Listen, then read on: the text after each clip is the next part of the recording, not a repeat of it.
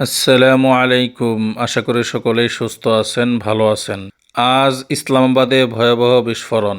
রাজধানীর জেলা আদালত কমপ্লেক্সের বাইরে ঘটে এই মর্মান্তিক ঘটনা। সরকারি তথ্যমতে অন্তত 12 জন নিহত হয়েছেন, আরও বহুজন আহত হয়েছেন। বিস্ফোরণের শব্দে কেঁপে ওঠে পুরো এলাকা। আতঙ্ক ছড়িয়ে পড়ে সাধারণ মানুষের মধ্যে। বিস্ফোরণটি ঘটে দুপুরের ব্যস্ত সময়ে, যখন আদালত এলাকায় ভিড় ছিল চরমে। ক্ষতিগ্রস্ত গাড়ি, ভাঙ্গা কাচ আর ধোঁয়ায় ঢেকে যায় চারপাশ। উদ্ধারকর্মীরা দ্রুত ঘটনাস্থলে পৌঁছে আহতদের হাসপাতালে পাঠায়। ফরেনসিক টিম ইতিমধ্যে প্রমাণ সংগ্রহ শুরু করেছে। প্রাথমিকভাবে ধারণা করা হচ্ছে এটি ছিল একটি আত্মঘাতী বোমা হামলা। এখনও পর্যন্ত কোনো জঙ্গি সংগঠন এই হামলার দায় স্বীকার করেনি।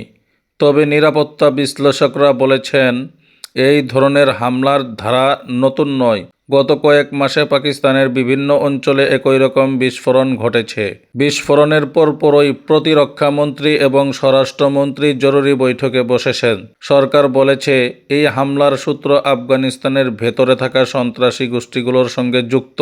পাকিস্তান কাবুলকে দায়ী করেছে এবং প্রয়োজন হলে কঠোর প্রতিশোধের হুঁশিয়ারি দিয়েছে। অন্যদিকে আফগান তালেবান প্রশাসন এই অভিযোগ সরাসরি অস্বীকার করেছে।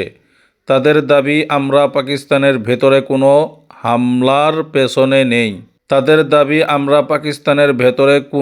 হামলার পেছনে নেই।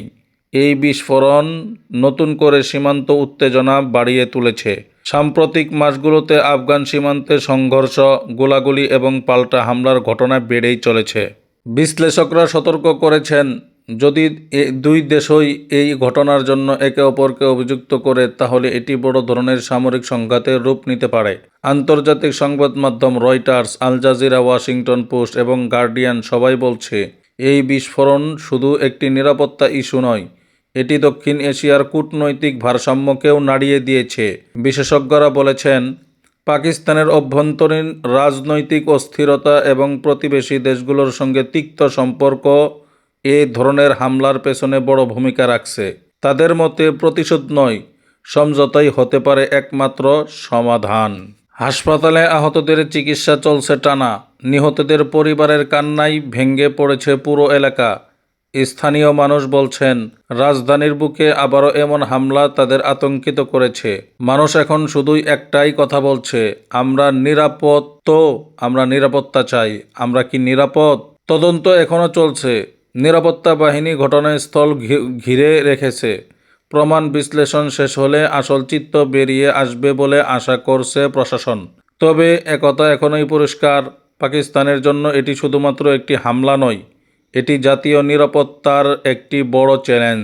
জাতীয় নিরাপত্তার ইস্যুতে একটি বড় চ্যালেঞ্জ। বিশ্ব মিডিয়া বলছে, এ ঘটনার প্রতিক্রিয়া পুরো অঞ্চল জুড়ে ছড়িয়ে পড়তে পারে। আমরা নজর রাখছি এই ঘটনার পরবর্তী আপডেটের উপর। আল্লাহ নিহতদের মাফ করুন, আহতদের দ্রুত সুস্থতা দিন। এখন শান্তি সবচেয়ে বড় প্রয়োজন।